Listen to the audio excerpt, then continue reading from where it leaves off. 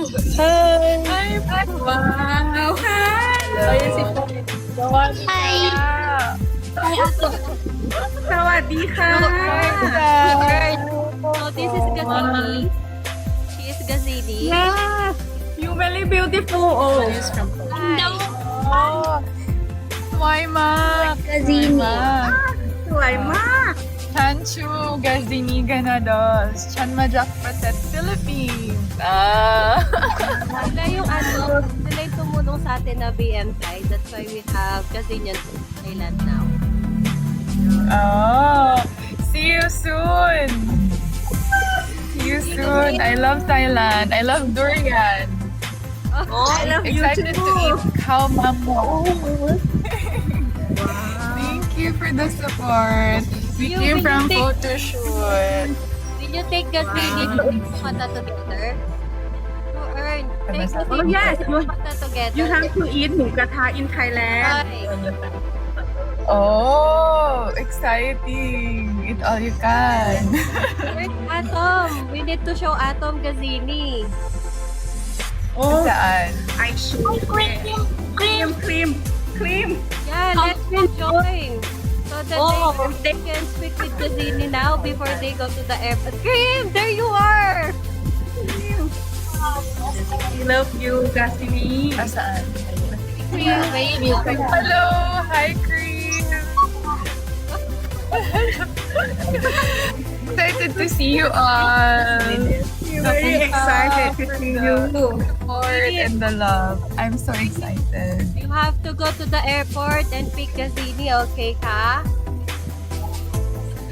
See you pa. Oh, he can't live. She can't live. She can't live. You'll see her when you get in the Yes.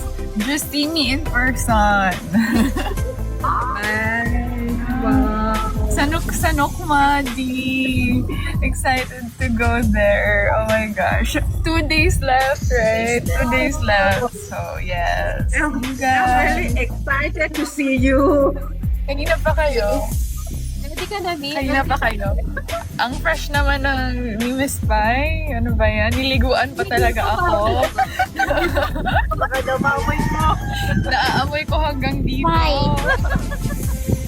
Ligo talaga ako para sa'yo. Nakakaya bago ako gising.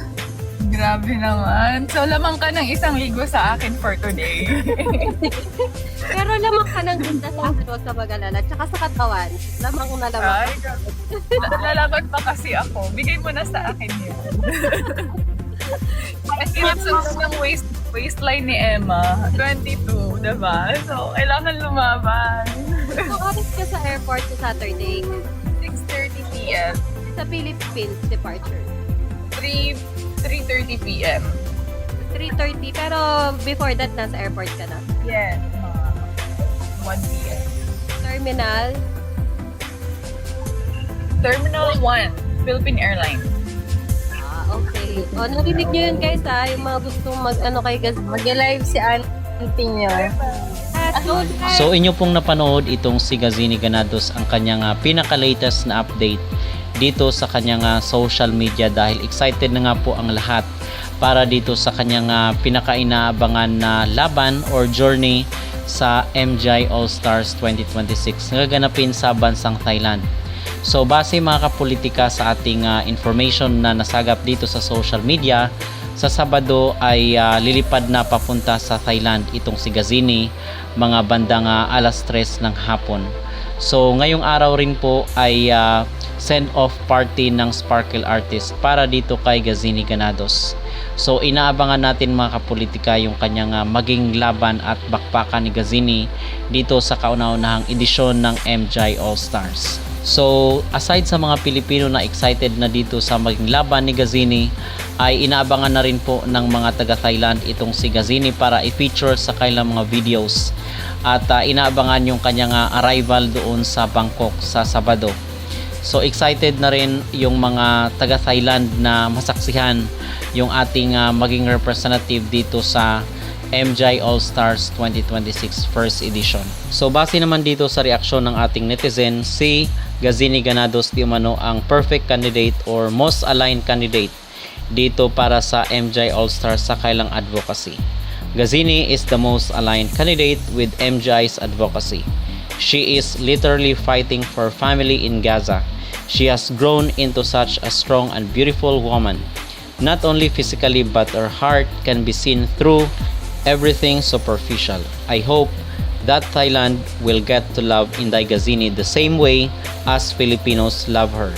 She is not only carrying the Philippine flag but all of Gaza. So yun mga kapolitika ang reaksyon ng ating mga netizen na itong si Gazini Granados di umano ang perfect crown para dito sa MJ All-Star dahil sa lakas ng kanyang advocacy dahil nga doon sa nangyayaring sigalot sa Gaza. Okay, so yun po ang ating update at antabayanan po natin yung kanyang arrival doon sa Thailand sa Sabado po yan, May 16, 2026. Ano po mga kapolitika ang yung mag-reaction dito? Na excited na rin ang mga taga Thailand na makita itong si Gazini Granados para sa kanyang maging laban dito sa MJ All-Stars. Kayo po ba ay na-excite dito sa magiging kompetisyon ng nasabing beauty pageant?